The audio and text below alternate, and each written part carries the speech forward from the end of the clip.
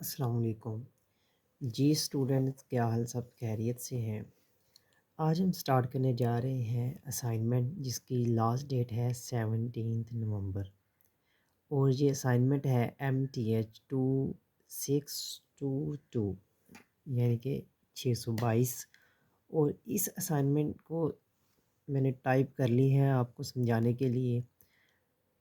तो सबसे पहले आपने मेन पॉइंट याद रखना है। अगर किसी स्टूडेंट को असाइनमेंट की फ़ाइल चाहिए हो और टाइम रिक्वायर्ड ना हो, तो मेरे कमेंट सेक्शन में मुझसे नंबर ले ले व्हाट्सएप, और assignment file free of cost हासिल कर ले। तो असाइनमेंट फ़ाइल को एक्सप्लेन जिन स्टूडेंट को चाहिए कि उन्होंने क्वेश्चन को समझना है कि ये क्वेश्चन क्या चीज़ है और इसको कैसे सॉल्व किया गया है, इसका लॉजिक क्या है, तो वो पूरी वीडियो वॉच लाजमी कीजिएगा।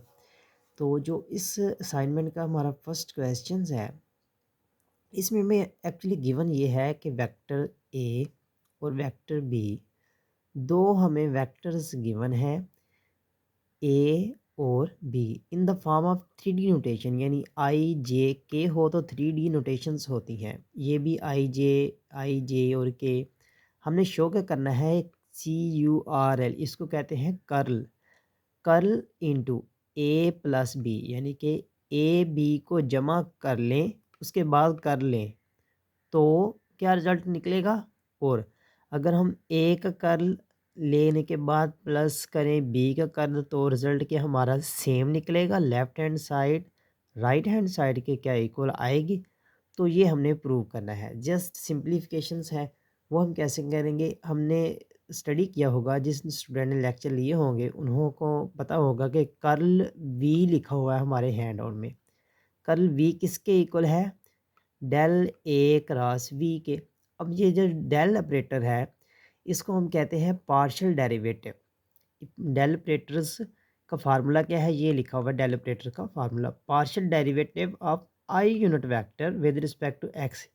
यानी ये आई यूनिट वेक्टर है, इसके साथ नोटेशंस कौन सी हैं? Z3 से एलिमेंट्स है। Z3 का हमने डेरिवेटिव लेना है एक्स के लिहाज से। फिर ये पार्शियल डेरिवेटिव की नोटेशंस है, partial over partial x, partial derivative with respect to j unit vector, partial derivative with respect to k unit vector. ये है हमारी के की वैल्यू, और वी है ओरिजिनल वेक्टर, यानी कि इधर हमें ए बी वेक्टर दिया गया है और ये जनरल फार्मूला ये वी की फॉर्म में है। अब हम सॉल्व करके देखते हैं तो आपको पता चलेगा। लेफ़्ट हैंड साइड लेंगे हमने, ए जमा बी हमने प्रूव करना है। ये मैंने ले लिया ए जमा बी। अब ए जमा बी कैसे किया है? आई वाले आई वाली डायरेक्शंस को आई वाली डायरेक्शंस के अंदर हमने ऐड कर देना है। इसका Z square ZQ plus x ये मैंने लिख दिया। ये -2x, ये पॉजिटिव -2YZ, और ये पॉजिटिव YZ। ये नेगेटिव से एक प्लस हो जाएगा तो -1 बच जाएगा, ये मैंने लिख दिया। फिर ये 2Z4 है प्लस 1Z4 है इन द फॉर्म ऑफ के, ये मैंने लिख दिया 3Z⁻⁴। इधर के मिसिंग है तो हम के लिख लेंगे मैथ टाइप में। फिर इसके बाद हमने नेक्स्ट थोड़ा ऐसा चलते हैं, स्टेप थोड़ा सा ऊपर करते हैं, आपको क्लियर नज़र आ जाए। जी स्टूडेंट, तो जब हमने कर्ल लिया, कर्ल का फार्मूला था del cross a plus b. अब डेल की ये फॉर्म थी partial derivative x, partial derivative y, partial derivative z. ये आपने लिख लेना इस जगह पे, और सेकंड जगह पे आपने क्या लिखना है? ये आपने लिख लेना है सेकंड जगह पे ये वाला ए प्लस बी वेक्टर्स, ये वाला। अब हमारे सेंटर में क्या है? क्रॉस प्रोडक्ट है। क्रॉस प्रोडक्ट कोई भी दो नंबर के दरमियान लेने के लिए हम क्या करते हैं? हम ये मैट लिखते हैं, डिटर्मिनेंट लेते हैं जिधर क्रॉस प्रोडक्ट हो। ये हमने डिटर्मिनेंट का सिंबल लगाया। 3/3 का क्यों लगाया? हमारे पास आई जे और के यूनिट वेक्टर्स हैं। अब अच्छा जी, अब 3/3 का हमने मैट्रिक्स लिया, आई जे के यूनिट डायरेक्शनल वेक्टर लिख लिए पहले। फिर स्टार्ट में था डेल। अब डेल के कोफिशिएंट्स हमने लिख लिए, partial derivative x, partial derivative y, partial derivative z, ये लिख लिए। फिर आई जे के जो कोफिशिएंट्स हैं वो हमने नेक्स्ट नीचे लिख लिए। ठीक है, अब हमने करना है वेक्टर्स को, इस मैट्रिक्स को एक्सपेंड। इधर आप लिखें एक्सपेंड बाय, ये हमारी है रो R1, फर्स्ट रो के लिहाज से हमने एक्सपेंड किया। तो फार्मूला क्या होता है, ये मैट्रिक्स डिटर्मिनेशन का फार्मूला आप याद करें, प्लस माइनस प्लस, ये फार्मूला है। ये मैंने इधर प्लस आई यूनिट वेक्टर लिया, माइनस जे यूनिट वेक्टर लिया, प्लस के यूनिट वेक्टर लिया, ले लिया जी। अच्छा जी, इसके बाद मैंने आपको एक बताना है, बाकी आपने खुद करके देखने हैं कैसे करने हैं। ये फर्स्ट हमने आई को एक्सपेंड किया, ये आई के ये नीचे ऐसे कैंसिल हो गए, और ये कॉलम्स आई के कोरेस्पॉन्डिंग ये कॉलम्स और ये रो कैंसिल हो गई, रिमेनिंग हमारे पास ये चीज़ बच गई। पार्शियल डेरिवेटिव वाई ये मैंने लिख लिया, पार्शियल डेरिवेटिव नेगेटिव जेड ये बच गया, फिर partial derivative Z, partial derivative Z3 ये मैंने एज इट इज़ लिख लिया। फिर same as it negative sign J वाले कैंसिल कर दिए, फिर हमने के वाले कैंसिल कर दिए, बाकी रिमेनिंग लिख लिए।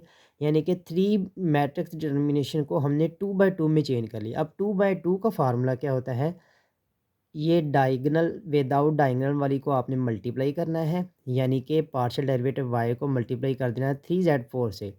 अब पार्शियल डेरिवेटिव y के लिहाज से z4, इधर y है नहीं, ये कांस्टेंट टर्म है, ज़ीरो आ गया, मैंने ज़ीरो लिख लिया। फिर नेगेटिव साइन, फिर ये डायगोनल वाले एलिमेंट्स को आपस में मल्टीप्लाई करना है। मल्टीप्लाई करेंगे तो रिजल्ट क्या निकलेगा, partial derivative z with respect to negative z Y Z.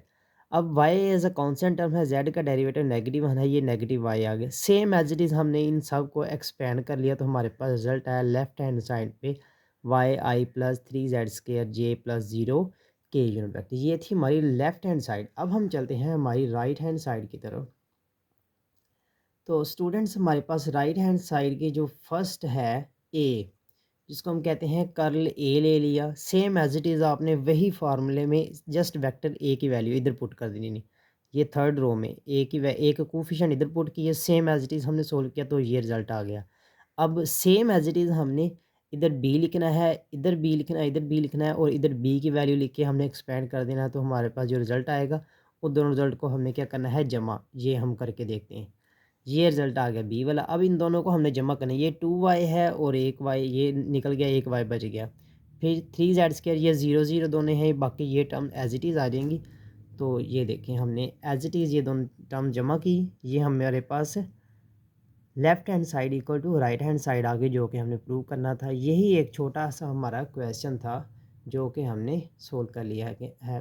फिर भी किसी स्टूडेंट को अगर समझ ना आए तो मज़ीद समझ सकता है, और कमेंट सेक्शन में नंबर लेके व्हाट्सएप पे फ़ाइल भी इसकी रिसीव कर सकता है, और चैनल को सब्सक्राइब करना मत भूलें। जज़ाकल्लाह, अल्लाह हाफ़िज़।